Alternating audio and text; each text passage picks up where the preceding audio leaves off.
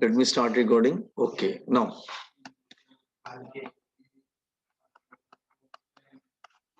let y and z are constant. They are constant. Y and z are constant. Y and z are constant. Constant. तो y और z अगर constant होगा तो y और z नहीं लेना, फिर x ले लेना, फिर से फर्स्ट टर्म रहेगा. Then w is equal to integration of x1 to x2 fx dx. तो फिर फॉर्मूला ऐसा हो जाएगा. मतलब ये जरूरी नहीं कि x y सब चेंज हो रहा हो, ये तो इधर फॉर्मूला डेवलप हुआ था. बट अगर x और y y और z कांस्टेंट है तो टेक x ओनली. और नीट में सीईटी में जा मोस्टली y और z कांस्टेंट ही लेंगे, कोई फर्क नहीं पड़ता उससे. ठीक है. Okay. Now okay, I am taking one example just here. Let me, क्या हो रहा है, just a minute. Okay, just a minute.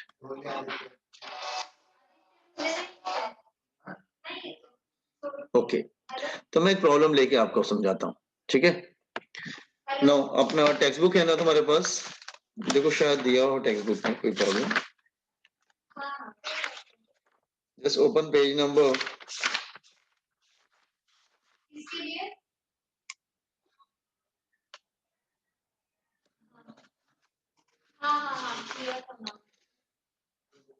नहीं, कोई भी प्रॉब्लम नहीं दिया है इसमें. आपका क्या आया अभी? Just hold on.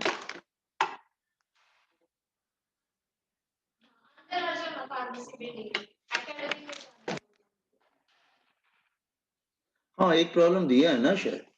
जैसे क्वेश्चन नंबर 10 देखो. Question number 10. आपके पास बुक्स है ना सबके पास? sir. Question number 10. Now what is given? Force is given. F is equal to, that is 6x square and minus 4x minus 8 and x की value दे रखी है, x की value दे रखी है, that is 1 meter to x is equal to 2 meter. Point work done. This is a question. कोई बात नहीं, ये फॉर्मूला यूज कर लेंगे हम लोग इंटीग्रेशन वाला. स्टार्ट करते हैं. See here solution part. Look here. Work done का फॉर्मूला क्या होगा? Integration of f dx x1 to x2. तो फोर्स का फॉर्मूला रख देते हैं यहाँ पे 6x square minus 4x minus 8 dx. Limit क्या रखेंगे? फ्रॉम 1 टू x की वैल्यू क्या है? 1 से लेकर 2 तक है. अच्छा, जैसे इंटीग्रेशन में पावर बढ़ता है ना, तो ये क्या होगा? 6. x की पावर कितनी है? 2. तो हमारे पास जो फॉर्मूला था वो क्या था? मैं पहले फॉर्मूला लिख देता हूं इधर. Integration of x raise to n dx is equal to x raise to n plus 1 upon n plus 1. मतलब पावर बढ़ता है इसमें, दैट इज द फॉर्मूला. तो अगर 2 है तो पावर कितना हो जाएगा? 2 प्लस 1 3 अपॉन 3. ठीक है ना ये बात? ओके. देन 4 x की पावर 1 है तो 1 प्लस 1 2 2 बाई 2. फिर कांस्टेंट क्या बनता है? x 1 2 2. देख लो. ठीक है. x 2 था, x स्क्वायर था, तो 2 प्लस 1 कितना हो जाएगा? 3 3 बाई 3. फिर x की पावर 1 है 4x 4 तो बाहर आ जाएगा और x की पावर 1 है तो 1 प्लस 1 2 x 2 बाई 2 और कांस्टेंट x बनता है. Got it everyone? अच्छा, थोड़ा सा इसको कैंसिल कर देते हैं तो ये कितना आ जाएगा? 6 और 3 कैंसिल कर देगा, that is 2x cube minus 2x square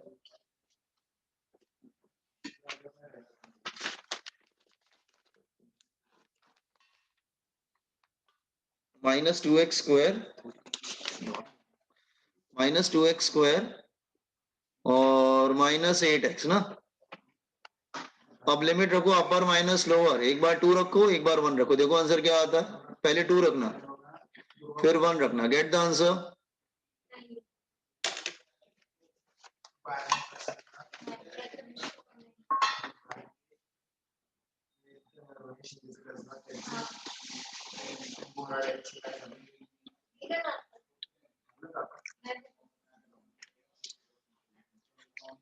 देखो आंसर 0 दिया हुआ है, 0 आ रहा है क्या?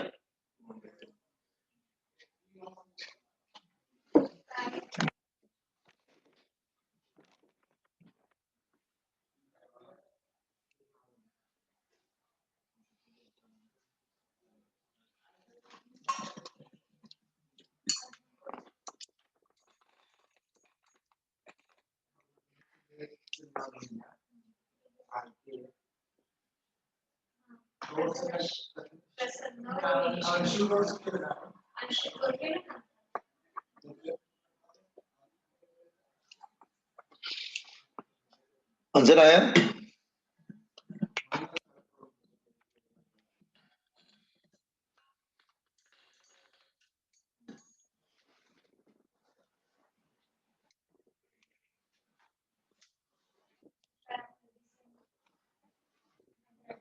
What happened? Sir, answer is coming 0. 0 आएगा, yes. I think this is 2 रखोगे तो 8 to the 16, 16 minus 4 to the 8 and 8 to the 16, 8 to the 16 आ रहा है, ठीक है। देन -8 और ये कितना आएगा 2 -2 -8, हाँ तो इट इज कमिंग 0, तो -8 -8 इट बिकम 0, ठीक। ओके रिमेम्बर, तो इस टाइप के क्वेश्चन आते हैं तो फिर आप इसे इंटीग्रेट करके कर लीजिएगा। Got it? This is one thing. Second thing, come to the second part. Have you understood everyone this question? Yes, sir. Can I scroll it? हो गया ना ये Yes, sir. सब? ओके नो वापस आते हैं अगेन।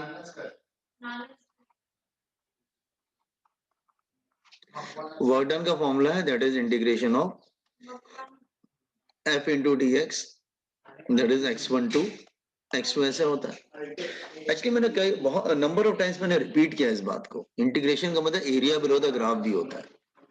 तो वर्क डन इज ऑल्सो, ये ग्राफ किसके बिटवीन आना चाहिए? फोर्स एंड, मतलब ये graph just this graph will come between force and x, force और एक्स के बिटवीन आना चाहिए। तो area below f x graph, इसका मतलब अगर कोई ग्राफ दे रखा हो तो आप अगर उसका एरिया निकालेंगे ना तो यू विल गेट, तो आपको जो है जैसे ये वर्क डन मिल जाएगा। Just wait,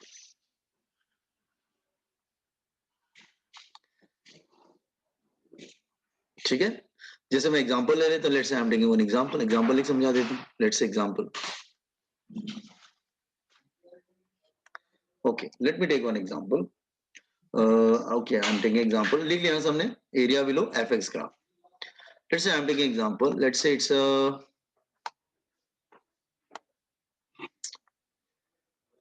let's say it's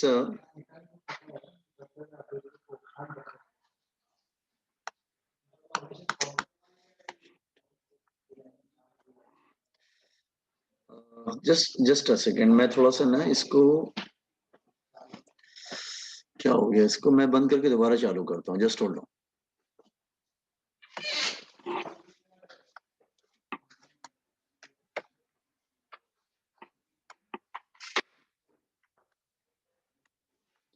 Okay, no, this one here. So let me take this, how to make a graph, just see here, let's say like this way, ऐसे graph, ठीक है। This is x and this is f and this is x.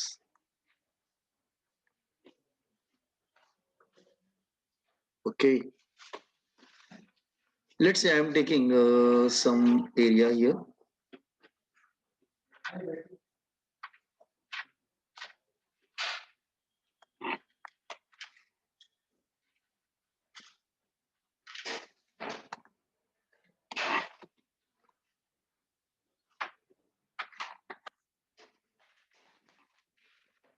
like this way.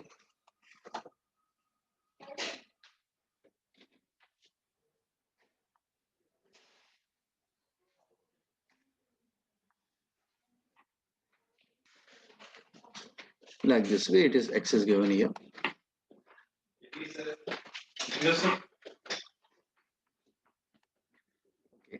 Let's say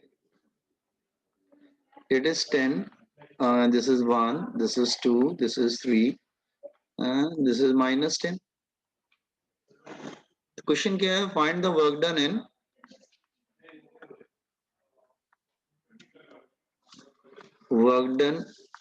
during first 3 seconds.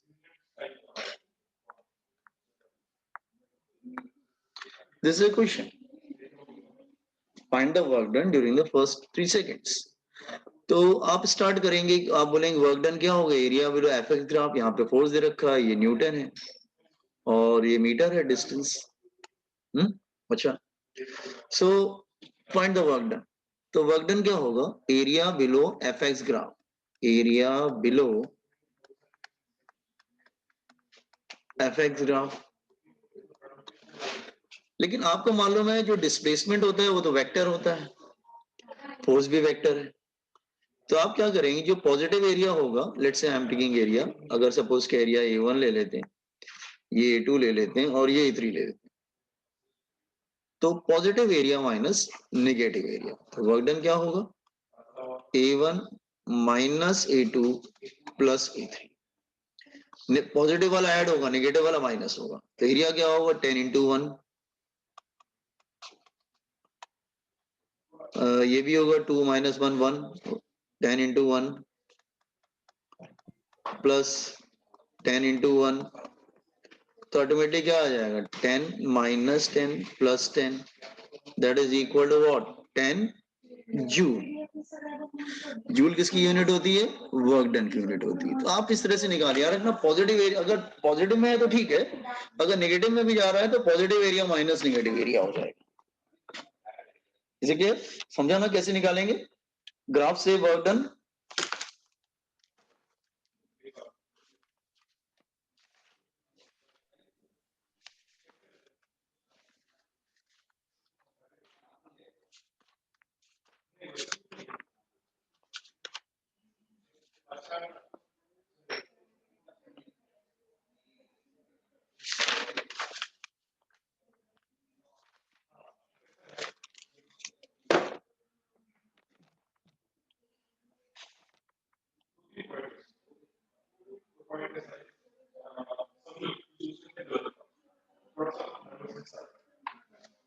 आप लोग को समझा ना ये question कि ग्राफ से कैसे वर्क डन निकालेंगे हम लोग।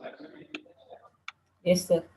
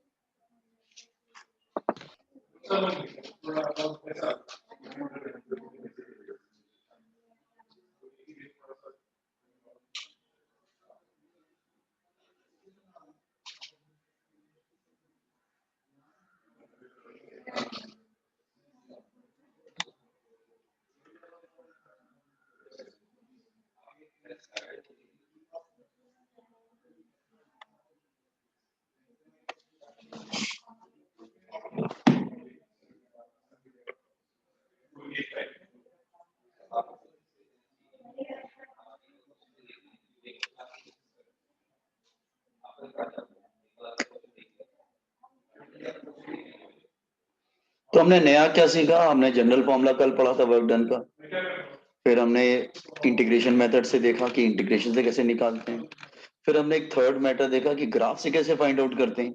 तो वर्क डन फाइंड आउट करने के हमने 3 मेथड्स देखी, ठीक है? Okay, now can I proceed?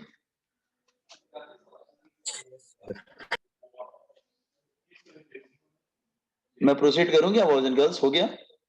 ठीक है, कर लीजिए, मुझे बता दीजिएगा, मैं स्टार्ट करूंगा।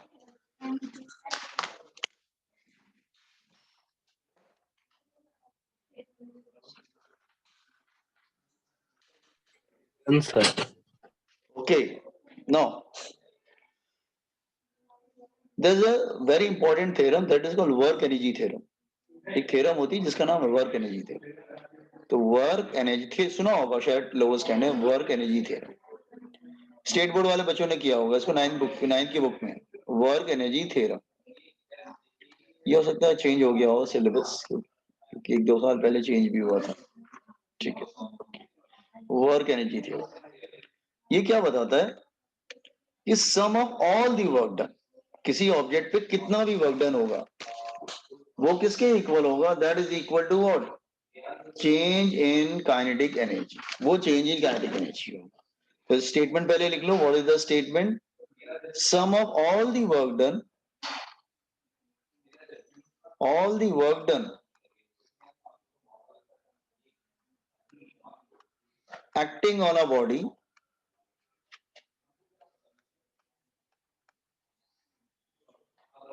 is equal to change in kinetic energy of body. Change in kinetic energy of body.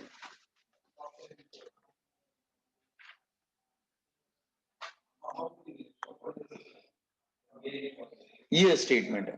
अगर मैं लिखूंगा तो ऐसे लिख सकता हूं, sum of all the work done is equal to delta kinetic energy. आप कहेंगे डेल्टा काइनेटिक एनर्जी मतलब kinetic energy final minus kinetic energy initial. Kinetic energy का फॉर्मूला क्या होता है? Half m v square. तो half m final velocity square minus initial velocity square, ऐसे भी लिख सकते हैं। तो क्या लिखना? वर्क एनर्जी थ्योरम क्या है? Sum of all the work done is equal to change in kinetic energy. देखो काइनेटिक एनर्जी इनिशियल क्या होगा? That is half m u square. Kinetic energy final क्या होगा? That is half m v square. आप ऐसे देखो ना, suppose कर लो कोई कार है और उसकी इनिशियल वेलोसिटी क्या है? u, मास m है। आफ्टर सम टाइम उसकी जो वेलोसिटी है वो बदल जाती है, अब उसकी वेलोसिटी हो जाती है v। तो वर्क डन कितना होगा? Work done in this case is what is work done? तो work done is nothing, is a change in kinetic energy. Common in this one.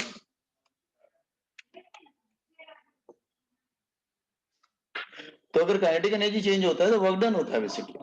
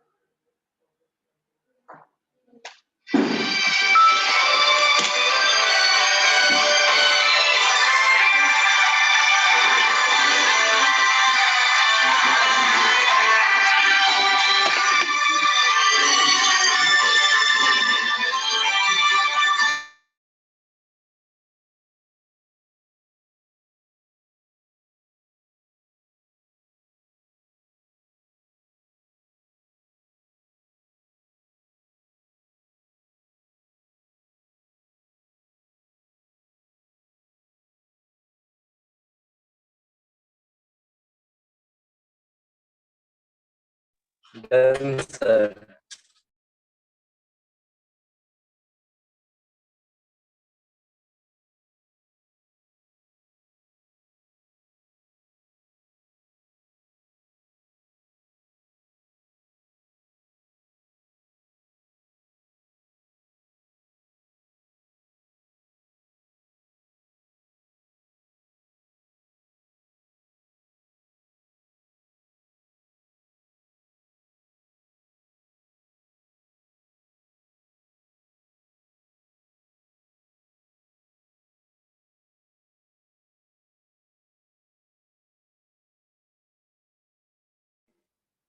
Sir आपका mic mute.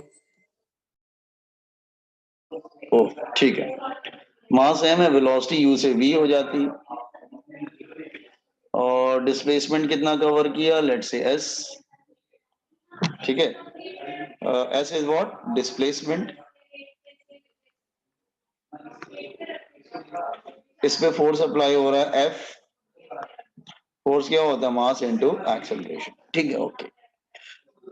No, engine force apply कर रहा है, वो आगे जा रहा है, ठीक है। तो Newton's third law, Newton's third law क्या था, न्यूटन्स नहीं sir, not Newton's third law, third equation of motion, just wait.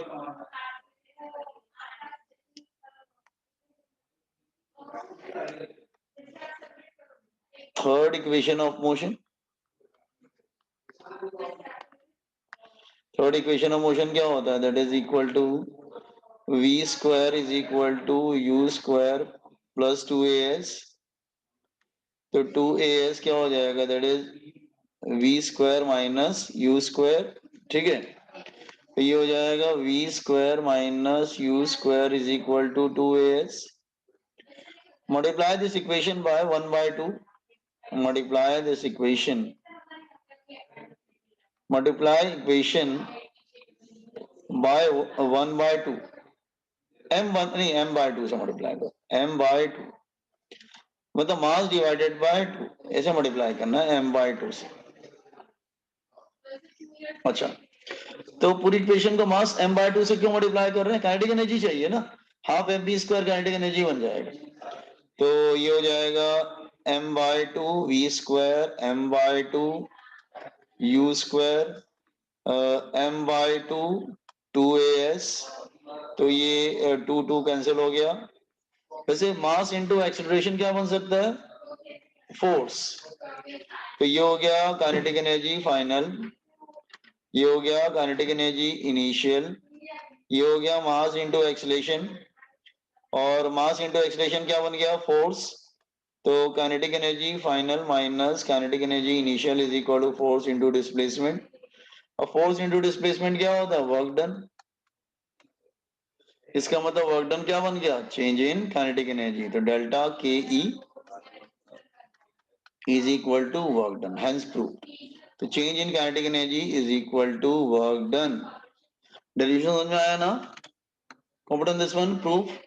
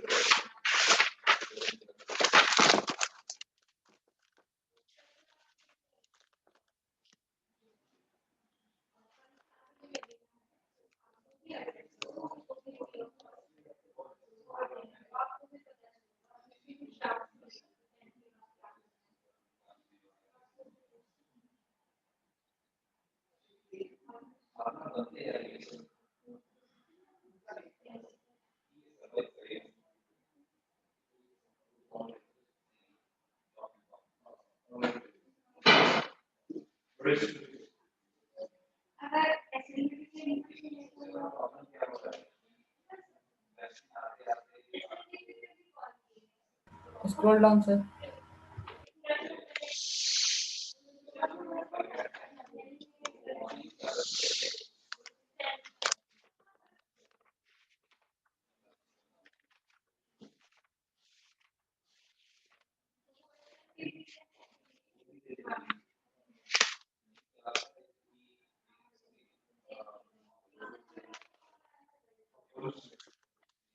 Done, sir. Okay, done. Okay. Just hold on.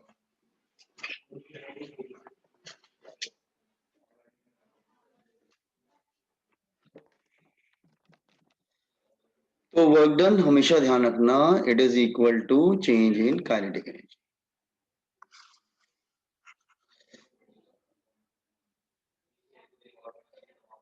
Okay, एक छोटा सा क्वेश्चन लेके बताते हैं। आप कैसे भी निकाल सकते हो, ऐसा कुछ नहीं, मैं एक दो क्वेश्चन लेके बताता हूँ आपको कैसे करेंगे आप। Let a body of mass 2 kg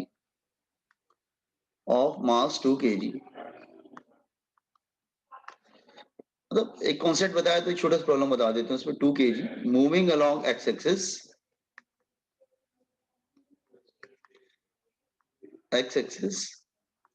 according to equation according to equation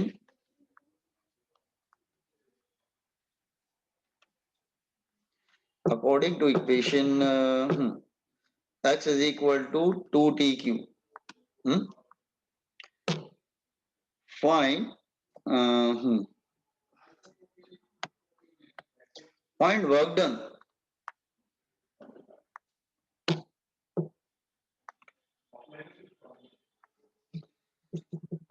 from time 0 to t is equal to 0 to t is equal to 5 second. ऐसा क्वेश्चन दे रखा। तो उसने बोला है कि एक मास दिया हुआ है, वो मूव कर रहा है अलोंग द एक्स एक्सिस, और तो आप ये वाला फॉर्मूला यूज करोगे, work done change in kinetic energy. आप कहेंगे सर काइनेटिक एनर्जी तो यहाँ पे दिया नहीं है, आप काइनेटिक एनर्जी कैसे निकालेंगे? तो मास तो दिया है, हाँ मास दिया हुआ है, वेलोसिटी मिल जाएगा ना, किससे? इससे मिल जाएगा ना। तो कैसे करते हैं? जैसे यार x की वैल्यू क्या है 2t³ तो वेलोसिटी कैसे निकलता है मालूम था ना, हमने आपको बताया था पहले मोशन इन स्ट्रेट लाइन में। वेलोसिटी क्या होता है dx बाय dt। तो क्या होगा, ये दिस 3 विल मल्टीप्लाई हियर, तो 3 2 जा 6 एंड 3 - 1 2। याद आया? डेरिवेटिव में पावर क्या होता था? मल्टीप्लाई होता था, एंड सब्ट्रैक्ट पावर बाय 1। तो 3 जो है 2 से मल्टीप्लाई हो जाएगा, 3 - 1 is 2। हो गया, आ गया वेलोसिटी। अब टाइम को, टाइम क्या बोल रहा है? 0 to 5 सेकेंड। तो पहले टाइम को 0 रखो, तो इनिशियल वेलोसिटी क्या मिलेगा? 0 मिल जाएगा। टाइम को 5 रखो तो कैसे मिलेगा? जस्ट हियर क्या मिलेगा 5 रखेंगे तो 6 into 5 square ना, then is 6 into 25, 25 into 6 is what? 150। ठीक है, 150 आ जाएगा। अब अप्लाई कर दो according to work energy theorem. According to work energy theorem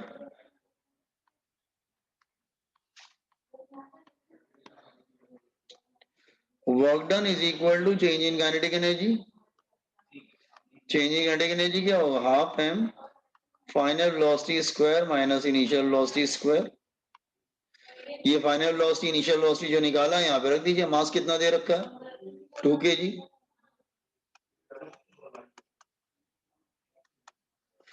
final कितना दे रखा है? 150। इनिशियल कितना है? 0। तो 150 का स्क्वायर 22500 जूल हो जाएगा। तो आप देख रहे हैं हम कैसे कैसे इक्वेशन यूज कर रहे हैं उसमें सॉल्व करने के लिए। बहुत मुश्किल नहीं होता। Work done change in kinetic energy. Kinetic energy कैसे निकाला? वो आप कहेंगे तो x दिया हुआ, तो ठीक है वेलोसिटी निकाल लो ना dx by dt करके।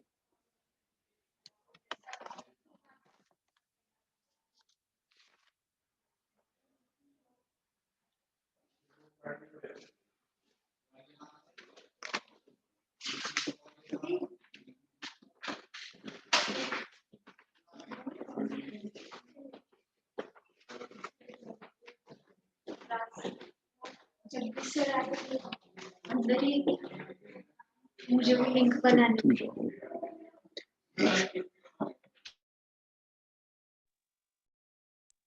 First scroll down.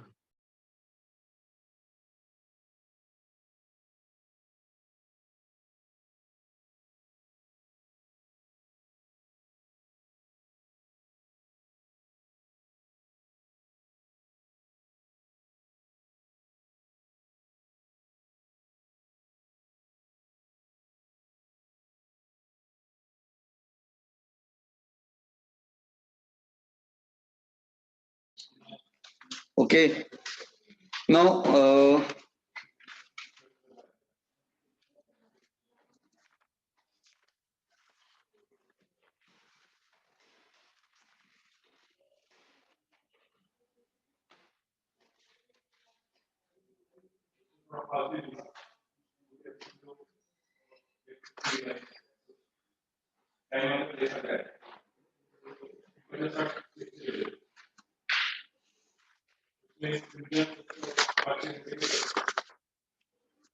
हाँ,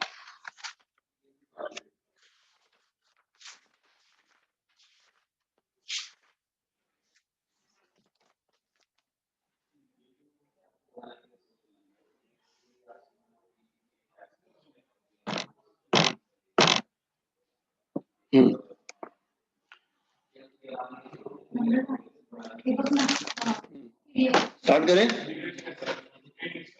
हो गया? Yes. अच्छा, बहुत एक्चुअली चैप्टर बहुत बड़ा है। एक्चुअली जानते हैं बड़ा चैप्टर क्यों है ये?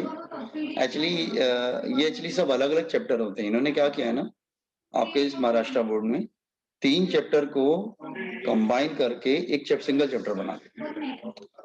तो एक्चुअली ये जो लॉज ऑफ मोशन और वर्क और जो कोलिजन हमने पढ़ा था वो सब अलग अलग चैप्टर में होता है। और इसमें टॉर्क ये सब आगे आएगा, सब अलग अलग चैप्टर होते हैं, लेकिन उन्होंने क्या किया, सबको क्लब करके ना एक बड़ा चैप्टर बना दिया, ऐसा हो गया। तो ये बहुत बड़ा चैप्टर बन गया बेसिकली। ठीक है, चलेगा। सो तो परेशान मत होइए कि चैप्टर चलता रहेगा ये काफी, क्योंकि काफी बड़ा चैप्टर है ये। ठीक है, ओके। आपकी बुक का सबसे बड़ा चैप्टर यही है। Now next, equilibrium.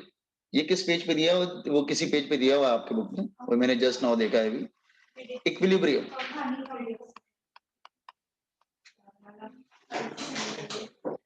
Equilibrium there are 3 types. ये 3 तरह के होते हैं।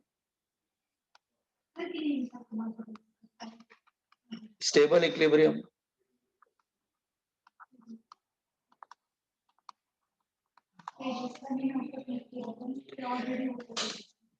अनस्टेबल इक्विलिब्रियम,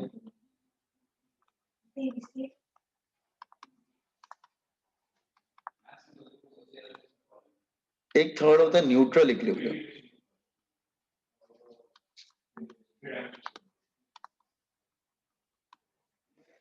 मैं तीनों को 1 बाय 1 डिस्कस करता हूँ। पहला होता है स्टेबल इक्विलिब्रियम।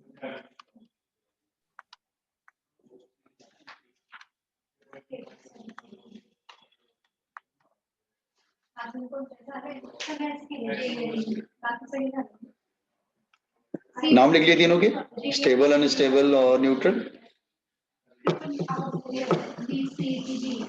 ठीक है, समझा रहा हूँ।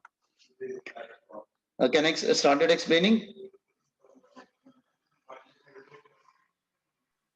Yes, sir. ओके, चलो।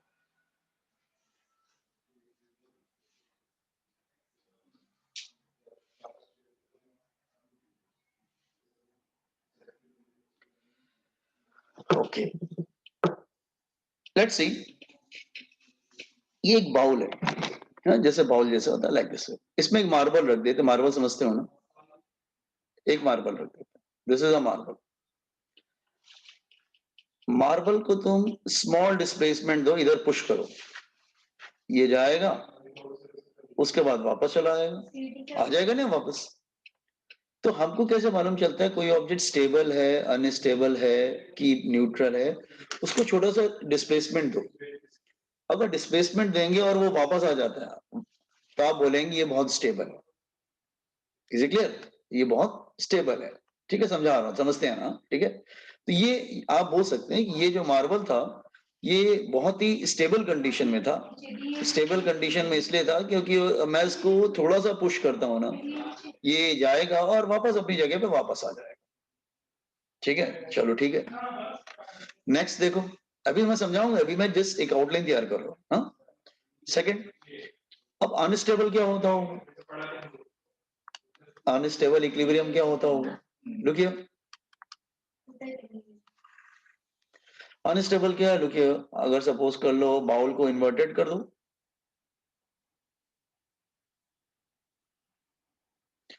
और आपने मार्बल को यहां पे रख दिया, अब तो ये मार्बल हाईली स्टेबल अनस्टेबल हो गया। इसको जरा सा पुश करोगे, वापस आएगा क्या लौट के? ये तो आगे चला जाएगा, वापस क्यों आएगा ये? तो आप बोल सकती हैं अनस्टेबल। अच्छा ठीक है, अब न्यूट्रल क्या होता होगा? न्यूट्रल को देखो यार, सपोज कर लो कोई फ्लैट टेबल है, इस फ्लैट टेबल है,